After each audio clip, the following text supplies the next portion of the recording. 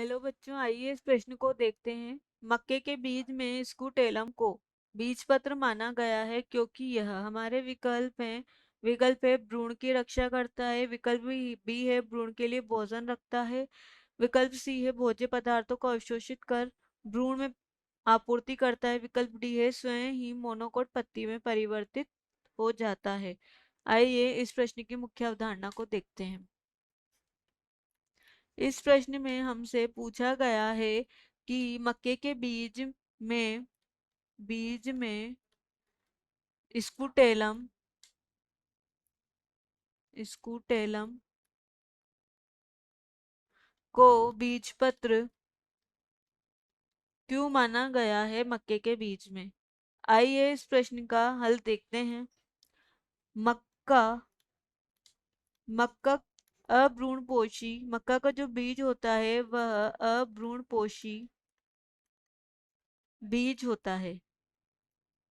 और मक्का क्या होता है? मक्का एक बीजपत्री पादप होता है। एक बीजपत्री पादप होता है और ये क्या करते हैं? एक बीजपत्री जो पादप होते हैं या पतले जो बीजपत्र होते हैं, बीजपत्र के समकक्ष पतले बीजपत्रों के समकक्ष भी संदर्भित होते हैं। यानी कि इनको क्या करते हैं, जो पतले बीज पत्र होते हैं उनके कक्ष में संवर्धित किया जाता है, संवर्धित होते हैं। ये क्या होते हैं? जो बीजपत्र होते हैं उच्च सतह क्षेत्र के साथ, जो हमारा जो बीजपत्र होता है मक्के के बीज का जो बीजपत्र होता है, जो स्कूटेलम होता है, उसको बीजपत्र इसीलिए माना गया है क्योंकि यह जैसे जैसे उच्च क्षेत्र की तरफ वृद्धि करता है, उच्च के क्षेत्र की तरफ वृद्धि करता हुआ ये क्या होता है, साथ ही साथ पतला होता जाता है, पतला होता जाता है। और अंकुरण के दौरान ये क्या करता है? अंकुरण के दौरान यह भ्रूण पोष से जो है पोषक तत्वों को अवशोषित करता है, पोषक तत्वों को जो है अवशोषित करता है। मक्का जो है अभ्रूणपोषी, इसका जो बीज है अभ्रूणपोषी होता है। अभ्रूणपोषी बीज हम बोलते हैं, इसमें क्या होता है, भ्रूणपोष से भ्रूण के विकास के दौरान जब भ्रूणपोष या एंडोस्पर्म होता है, भ्रूणपोष से भ्रूण का जब विकास होता है, विकास के दौरान जो इसको क्या कर लिया जाता है, भ्रूणपोष को अवशोषित कर लिया जाता है। यानी कि भोज्य पदार्थों को क्या हो गया, अवशोषित कर लिया, जिससे ये क्या होते हैं, यह बीज पत्र में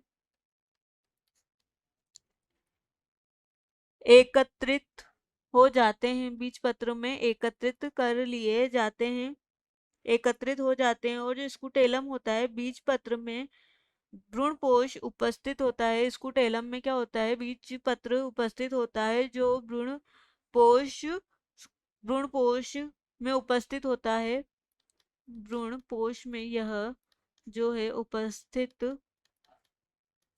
होता है। और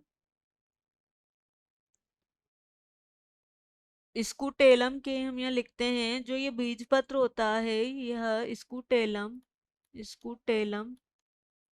के जो स्कूटेलम है बीज पत्र में, और बीज पत्र में क्या होता है, भ्रूणपोष उपस्थित होता है जो भ्रूण को पोषण प्रदान करता है।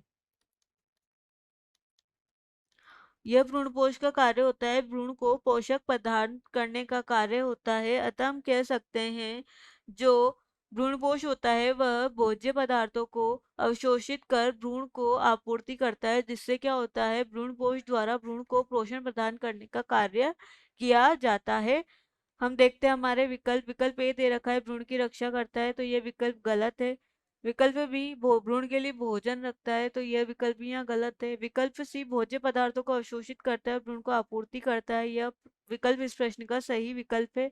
स्वयं ही मोनोकोट पत्ती में परिवर्तित हो जाता है, तो यह विकल्प भी यहाँ गलत है। इस प्रश्न का सही विकल्प है विकल्प सी, जो भ्रूणपोष होता है। जो बीज पत्र जो मक्का का बीज है उसमें स्कूटेलम को बीज पत्र इसीलिए माना गया है क्योंकि यह भोज्य पदार्थों को अवशोषित करता है और भ्रूण में आपूर्ति करता है। इसीलिए जो भ्रूणपोष है, आवर्तबीजी पादप या जो मक्का की हम बात करते हैं उसका जो भ्रूणपोष होता है वह भ्रूण को पोषण प्रदान करने का कार्य करता है। अतः इस प्रश्न का सही विकल्प है विकल्प सी। आशा है कि आप इसे अच्छी तरह समझ गए होंगे। धन्यवाद।